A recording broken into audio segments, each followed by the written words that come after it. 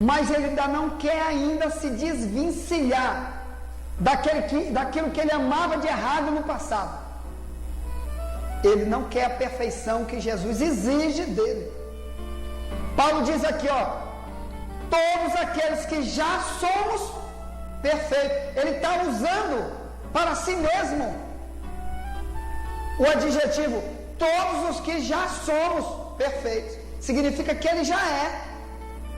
Significa que ele já tinha alcançado. E também significava que naquela época já havia muita gente perfeita. Você quer ver? Na carta aos Colossenses,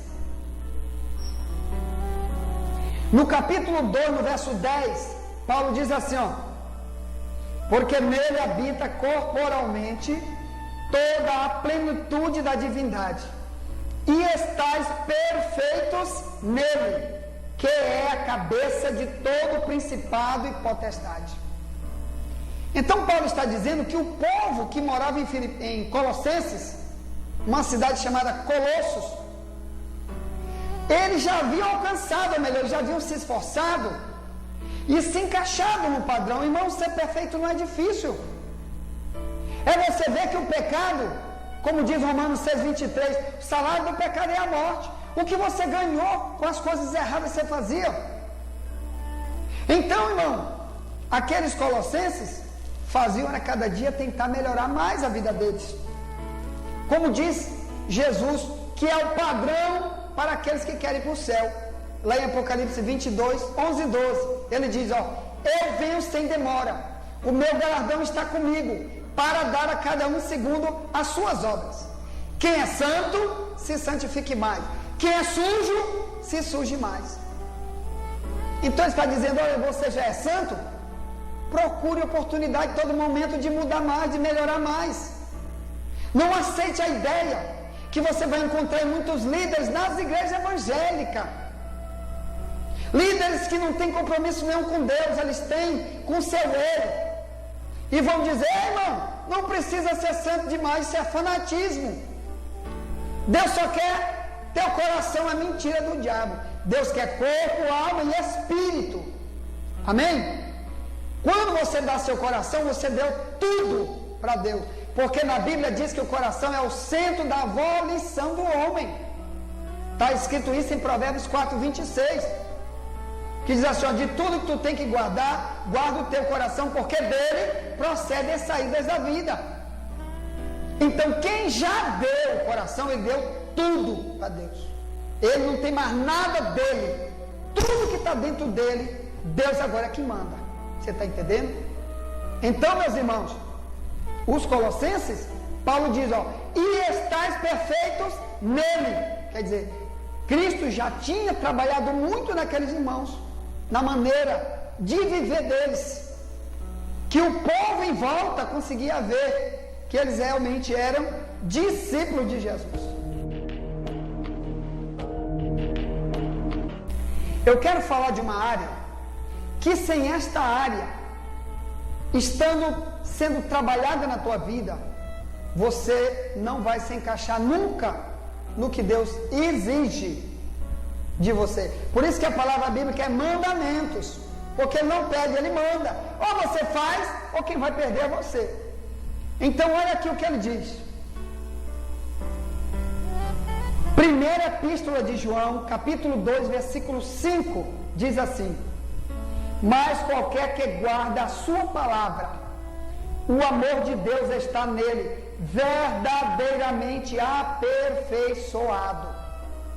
Nisto conhecemos que estamos nele.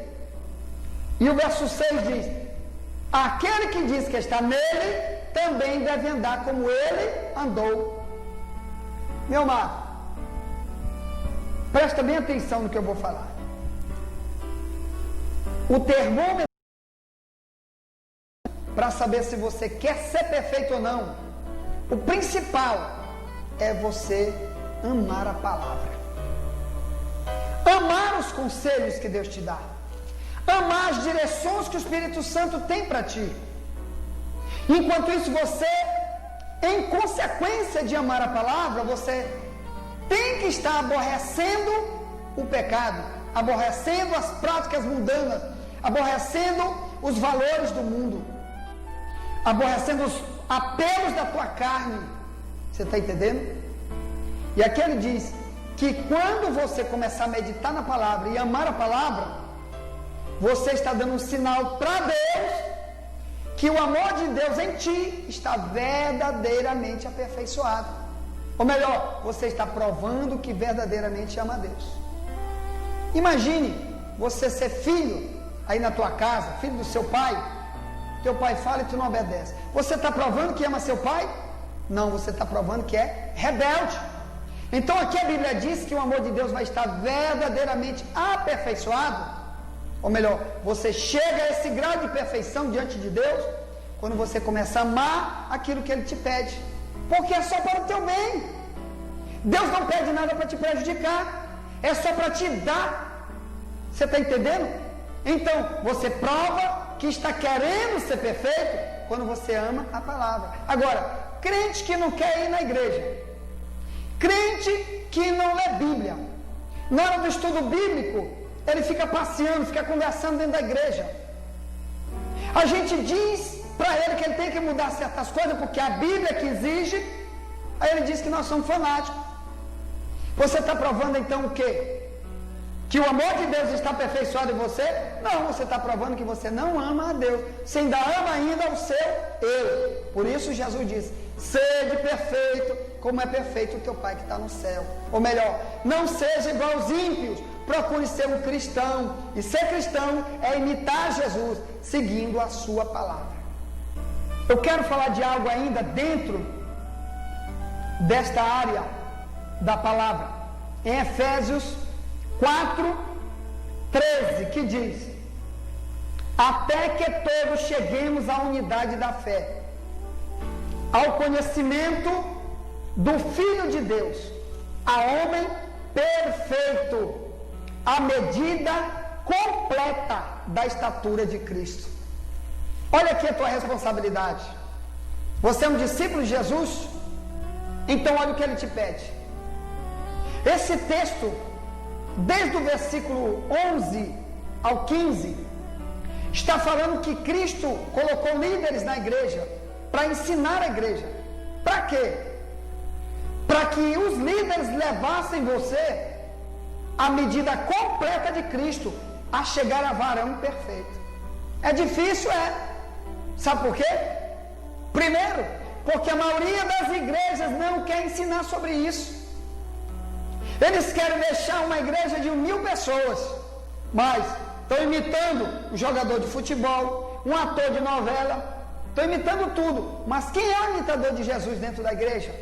Poucos, tem poucos. Com certeza a gente encontra alguém, mas são poucos. Mas aqui o mandamento é que a palavra é para fazer você ser varão perfeito, a chegar à medida completa de Cristo. Então você tem que amar a palavra. Amém?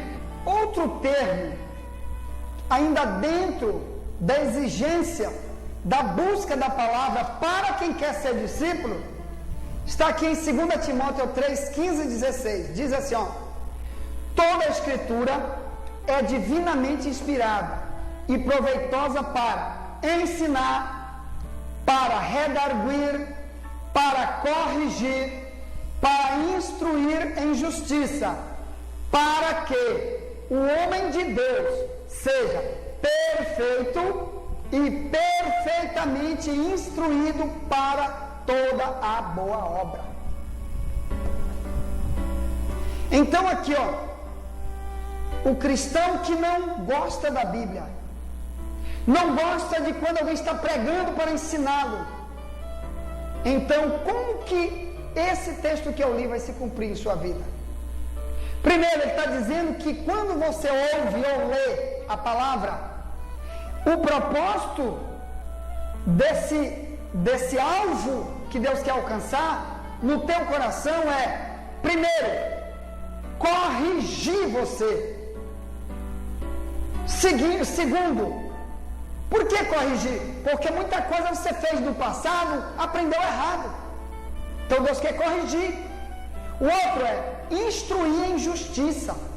quer dizer, Deus quer te dar as instruções para tirar a injustiça e agora botar a verdadeira justiça de Deus em você.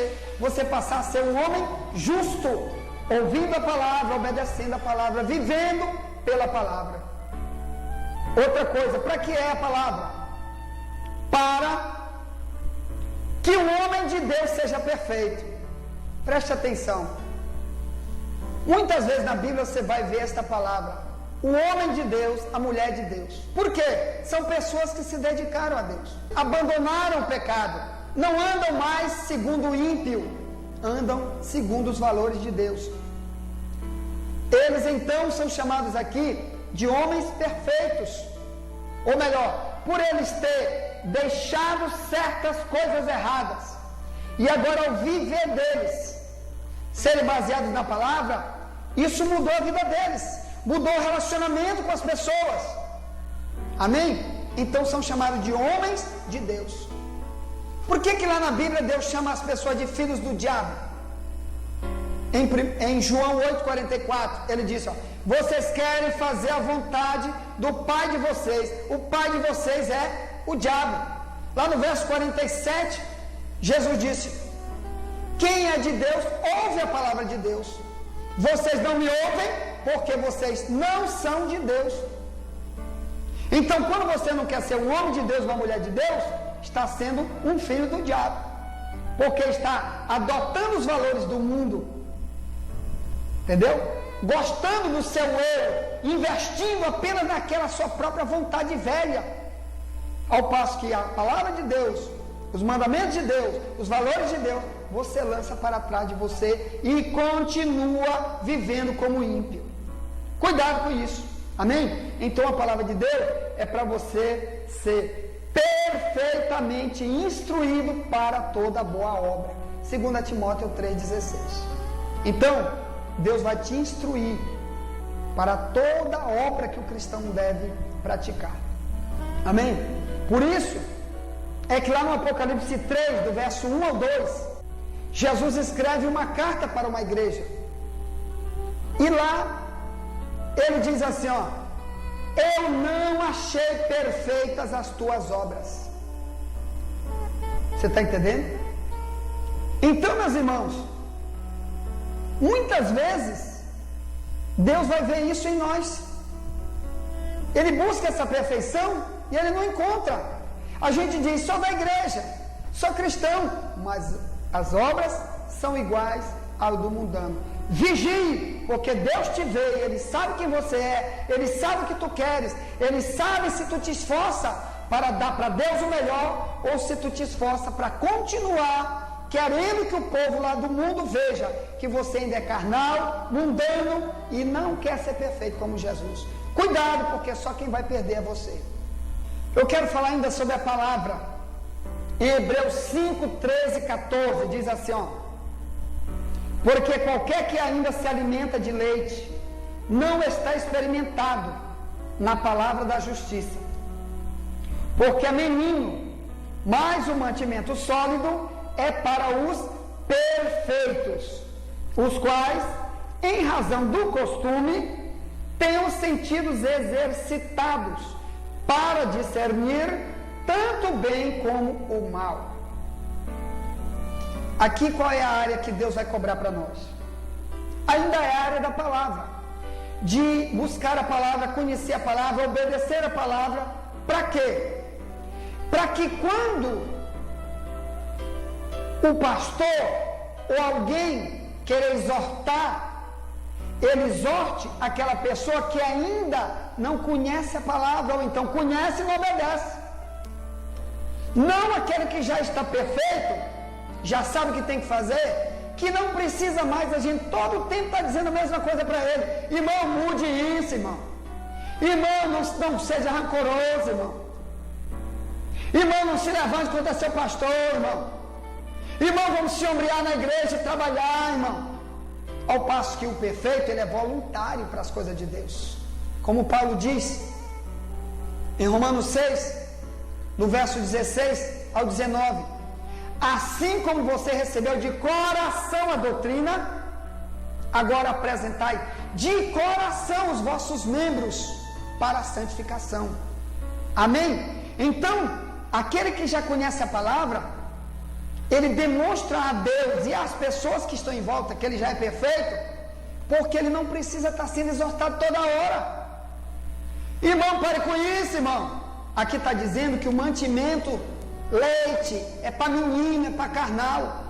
E você, quando toda hora tem que estar dizendo a mesma coisa, você demonstra que ainda não é perfeito. Por quê? Porque aqui está dizendo que para o perfeito a gente está dando alimento sólido. Então significa que na igreja já tem muita gente que é perfeita. Por quê? Porque você não precisa estar chamando toda hora. Chama hoje e outra vez lá daqui a não sei quantos anos. Porque todo mundo, às vezes, de vez em quando, é levado para uma areazinha errada, mas quando ele quer Jesus, ele volta e diz: não, Senhor, me arrependo, não quero mais, vou continuar minha caminhada para o céu. Entendeu? Mas aquele que ainda é carnal, menino, todo o tempo tu diz: rapaz, isso aí está errado. Fulano de novo está fazendo a mesma coisa. Mas a palavra de Deus, ele sabe que está errado, mas ele diz: estou esperando Deus me mudar. Só Jesus que vai ter que mudar. É mentira, irmão. Deus não vai te mudar. As coisas que Deus exige de ti é você que tem que fazer. Amém? Ou então você não quer ser perfeito como teu pai que está no céu. Cuidado com isso. Eu quero ler a carta de Paulo aos Colossenses, capítulo 1, 28, diz assim, ó: a quem anunciamos, admoestando a todo homem e ensinando a todo homem em toda sabedoria, para que apresentemos todo homem perfeito em Jesus Cristo. Então, esse texto aqui está dizendo outra coisa agora, que aquela pessoa que não gosta de ser admoestada, esse pastor autoritário porque está exortando, admoestando. Quem está perdendo é você, porque aqui Paulo está dizendo que nós temos que apresentar todo homem perfeito a Cristo. Nós, os líderes, a igreja vai ter que ser apresentada perfeita, como disse Paulo em Efésios 5, 26 e 27, que Cristo chamou a igreja para ser imaculada, santa, sem ruga, sem mancha e irrepreensível. Então aqui está dizendo que todo homem vai ter que ser perfeito, por isso ele tem que ser admoestado. Tá certo? Então você que não gosta de ser exortado, como você está mentindo, enganando, tendo rancor dos outros, se levantando dentro da igreja, fazendo motim, você está entendendo? Fazendo conluio, às vezes contra seus líderes, facção, que é obra da carne, que diz que quem pratica facção não vai entrar no reino de Deus, Gálatas 5, 19 ao 21. Se a gente está te exortando para te parar com isso, procurar viver em paz, procurar andar unido, você acha que eu que estou com defeito? Ou é você? Então, lá em Gálatas 4, 16, Paulo diz assim: eu me tornei inimigo de vocês só porque eu disse a verdade? Os irmãos lá dos Gálatas, eles achavam ruim quando Paulo falava para eles, que ele teve que dizer isso para eles. Então, irmãos, ou você busca ser perfeito, ou então você está apenas perdendo tempo como cristão. Você diz que é cristão, mas para Deus não é. Por isso que Paulo diz assim, ó, em 2 Timóteo 2,19: Deus tem um selo, Ele sabe os que são seus, e todo aquele que profere o nome de Cristo aparte-se da iniquidade. Quer dizer, tu está dizendo que é cristão? Deus sabe se tu é ou não. E se você é, você precisa se apartar do pecado. Cuidado com isso, porque Deus te quer perfeito, ou melhor, diferente do proceder dos mundanos. Amém? Eu quero agora falar sobre unidade. Deus cobrando perfeição na união, principalmente daqueles que dizem que são irmãos. Então, em João 17, 23, Jesus diz assim, ó: eu neles e tu em mim, para que eles sejam perfeitos em unidade, e para que o mundo conheça que tu me enviastes a mim, e que eu os tenha amado a eles, como me tem amado a mim. Olha aqui o que Deus cobra agora. Eu digo que eu sou teu irmão, eu digo que eu te amo, mas qualquer coisinha eu brigo, qualquer coisinha eu insulto, qualquer coisinha eu guardo rancor, qualquer coisinha eu fico falando mal do meu irmão pelas costas, que lá em Tiago 4,11 diz que é para a gente não ser juiz de ninguém, para a gente não julgar o nosso irmão. Amém? Então aqui está dizendo, olha, para que nós sejamos perfeitos em unidade. A palavra unidade significa união. Amém? Por isso é que lá na Bíblia, em 1 João 1, 6 e 7, diz que tem pecado de cristão que Jesus não perdoa. Sabia disso? Está implícito nesse versículo. Porque diz assim, ó, se andarmos na luz, temos comunhão uns com os outros, e o sangue de Cristo nos purifica de todo pecado. Significa que se não tivermos comunhão, ou melhor, ter em comum a paz, o vínculo do amor, do respeito, do perdão, da misericórdia, de carregar a carga um do outro, que é mandamento em Gálatas 6:2. Você está entendendo? Se você não aprender a suportar e ajudar seu irmão, e não ser um tropeço para ele, tudo que você vê, você logo lança o dedo, você não é perfeito, é uma unidade, que é a oração que Jesus está fazendo aqui em João 17. Ele disse, Pai, daqueles que tu me deste, eu te peço que eles sejam um, e sejam perfeitos em unidade, para que o mundo saiba que tu me enviaste. Olha para que tu tem que ser um, para que o mundo lá fora não fique te apontando, e quando vê essas práticas, você se levantando para ferir seu irmão, para julgá-lo, para falar mal dele, fofocar, fazer conluio para derrubar ele, o mundo